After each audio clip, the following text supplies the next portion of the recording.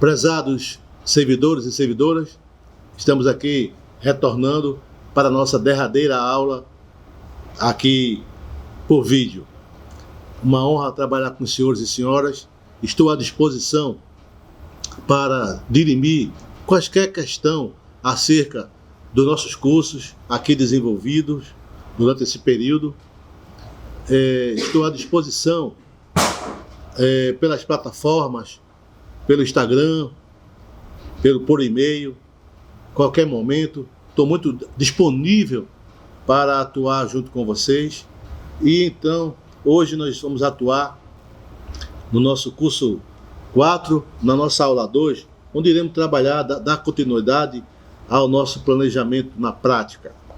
E aqui eu trago uma questão de parâmetros da avaliação.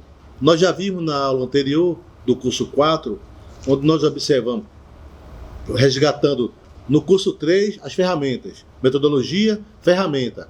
Na aula anterior do curso 4, aula 1, nós vimos mais especificamente a preocupação nessa prática do contexto dos documentos necessários, da atuação do diagnóstico, da preocupação da análise e da inicial da análise da nossa chegada na organização, de perceber o ambiente externo e interno da organização, da verificação do capital humano que temos para atuar, às vezes necessário para buscar outros profissionais, da verificação do contexto do orgânico do nosso órgão.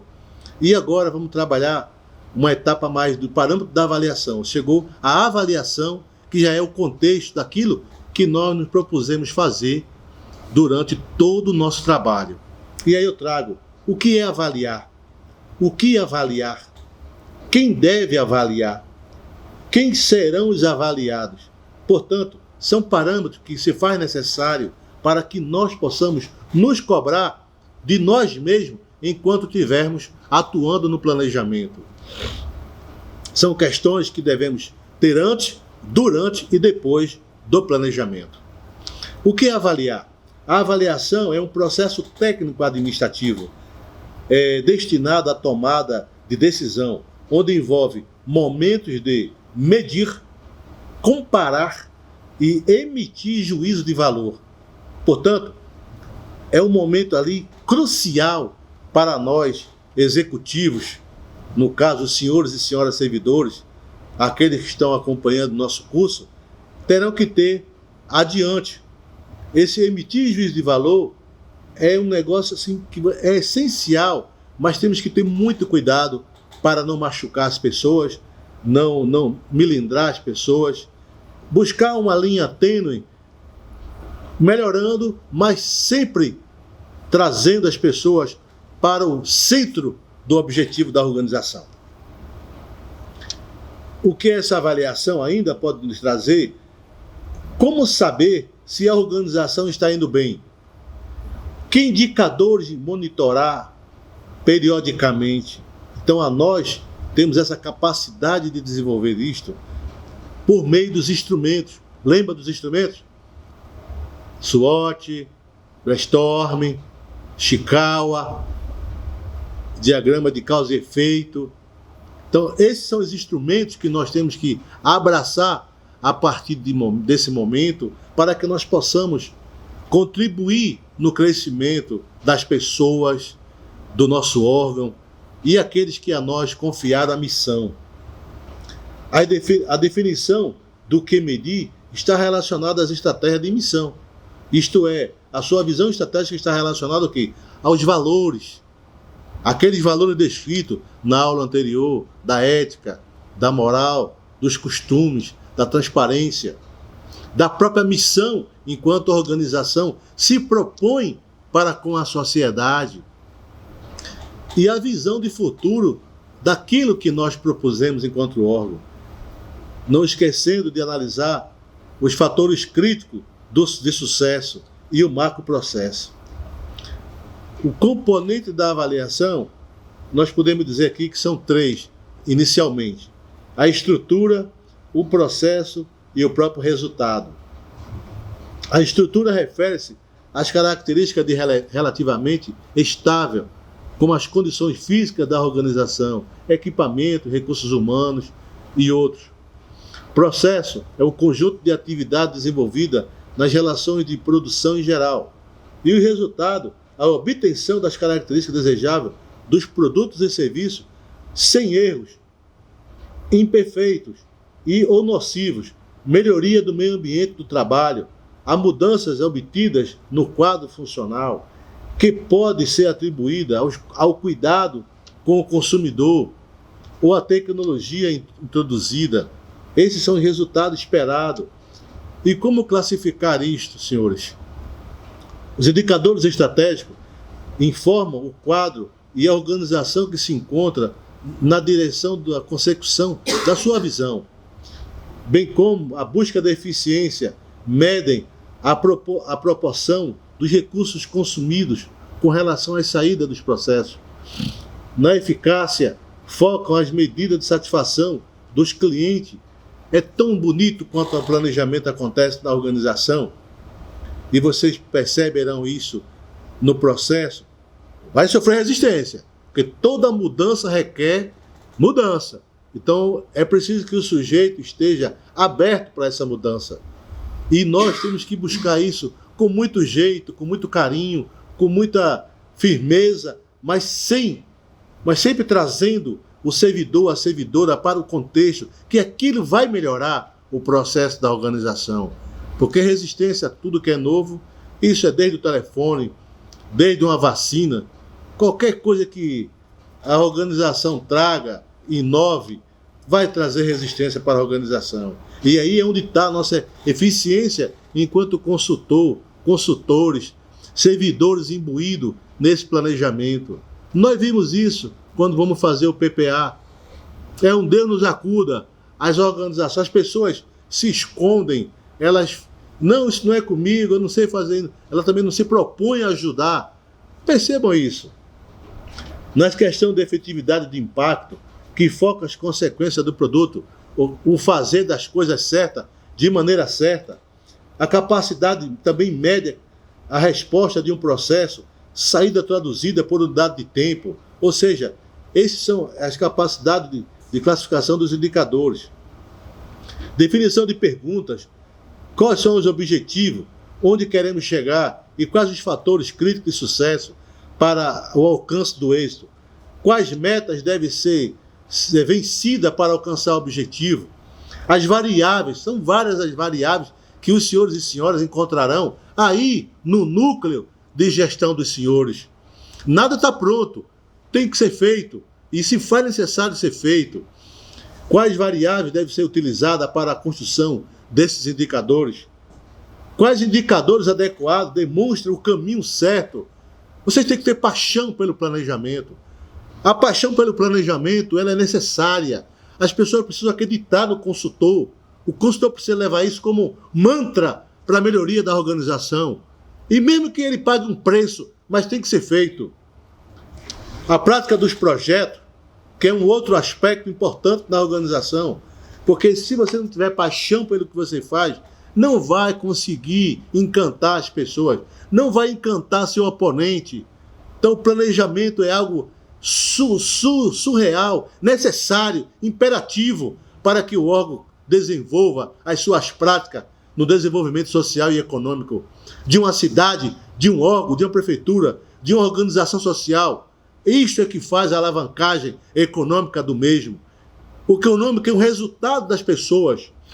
Eu trago aqui também essa técnica que levo em condições de elaboração de projetos para maior eficácia e eficiência em sua execução, é buscar o tempo utilizado na realização de cada tarefa, a interligação e sequência do ideal das atividades a ser desenvolvidas, a indicação dos pontos críticos no desenvolvimento da atividade e o custo de cada tarefa a ser desenvolvido no projeto.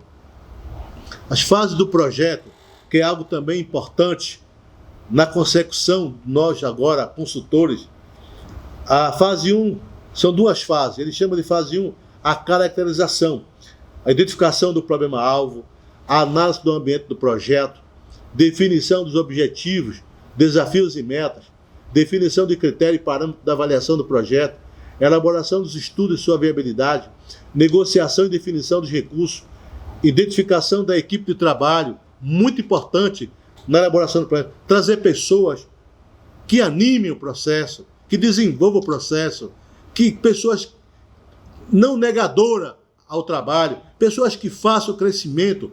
Vocês têm que trazer para o time pessoas que querem o bem da organização e não pessoas negadoras, do contra, do não, se não pode, se não dá. Tem muita gente, portanto, sabe escolher bem as pessoas para jogar no time do planejamento, elaborar o manual do projeto.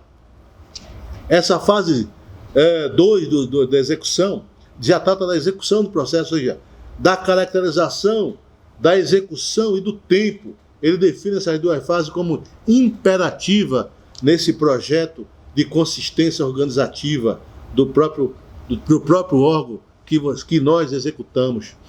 Quando examinar os aspectos que indicam sucesso, pode ser considerado como item o cumprimento dos prazos, o enquadramento aos recursos estabelecidos, cumprimento da qualidade técnica esperada, a exigência da viabilidade, do equilíbrio financeiro durante e após a conclusão, da manutenção do equilíbrio operacional, da manutenção do equilíbrio financeiro e do aumento, ou pelo menos manutenção, da rentabilidade normal da organização. E aí eu trago também o controle estratégico desse planejamento, já dito na aula terceira, fase 1 e 2, e agora trazendo uma perspectiva de eficiência e eficácia. A saber, Oliveira define como o seguinte: o controle dos resultados versus eficiência e eficácia, da visão dos valores, dos propósitos, da marca estratégica, dos objetivos, do desafio, das políticas a serem adotadas, das normas e procedimentos, enfim, na busca do próprio resultado. Também trago a questão da conceituação geral, da função de controle e da sua avaliação, quando definimos o alcance dos objetivos e desafios. Ele diz que tem início do processo do controle. Essa figura está descrita lá por Oliveira, 2011, na página 260, lá do guia, inclusive eu a coloco, onde ele diz que tem que ter o padrão estabelecido, a comparar e avaliar, gerar informações, alimentar a tomada de decisão. Se há desvio nesse quesito, você vai para outra questão. É de desempenho? Aceita a formalização? Você já sobe, ou seja, o fluxo da cadeia. Portanto, eu estou disponível para os senhores para que vocês tenham capacidade aí no seu ambiente, sozinho, no seu trabalho, na sua ação e no cumprimento da atividade que irão ser colocada como quarto elemento de quesito de mensuração do curso que nós propomos, para que vocês tenham a condição técnica de fazê-lo sozinho. Decisão do processo do controle e avaliação, identificação do problema, coleta de informação, análise da informação, identificação alternativa e avaliamento. Esse é o processo decisório. Ele logo emerge, implanta-se a ação. Abaixo ele diz que estabelecimento do padrão de medida, medida de desempenho apresentados, comparação do resultado com o esperado e, por fim, correção, caso aquela ação seja necessário fazer correções. E aí eu trago também, como guisa nessa derradeira aula, os 3 níveis de planejamento: estratégico, o tácito e o operacional. No estratégico, é verificar se é de longo prazo, estabelecido pela cúpula da administração. Não esqueça, a cúpula da administração, a equipe de gestores superiores, tem que ter essa crença da importância do planejamento.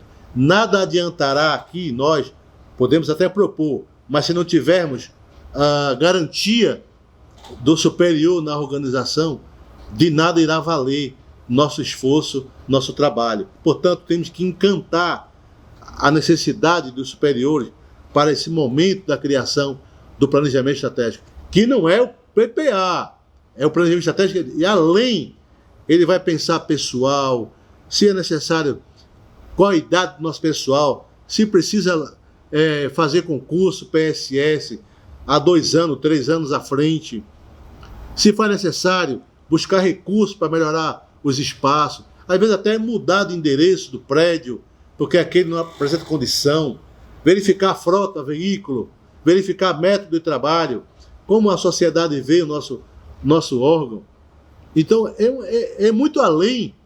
Ele trabalha internamente as questões orgânicas de cada órgão que nós exercemos.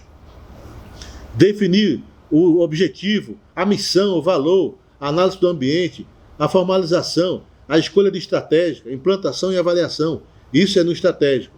No tácito, se já está ali na cadeia meio, na questão gerencial, gerente, coordenadores, esses que vão tocar o controle tácito da organização, que estabelece o nível gerencial abrangente, se toda a organização. Na questão política, na contribuição de cada departamento ao planejamento, baseado no planejamento estratégico. Que contribuições os coordenadores, gestores, gerentes, tácito operacionais podem contribuir com o planejamento estratégico, alavancar. E, por fim, o chão da organização, que nós queremos dele em curto prazo, estabelecido em execução. Posso trazer aqui um exemplo de uma escola. A escola tem lá o aluno, as famílias, aí depois numa camada gerencial, professores, coordenadores de projetos. Na parte superior, temos aí as diretorias de área, as URIs, as USE, e agora mudaram o nome para UDE. O que elas querem, o que elas pensam?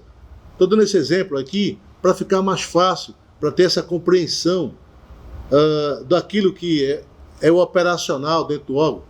No caso da área do campo da saúde, o pessoal de limpeza, o pessoal de atendimento, aquele primeiro que recebe o cidadão, aquele que trabalha mais nas coordenações diárias, no provimento dos insumos, do recurso.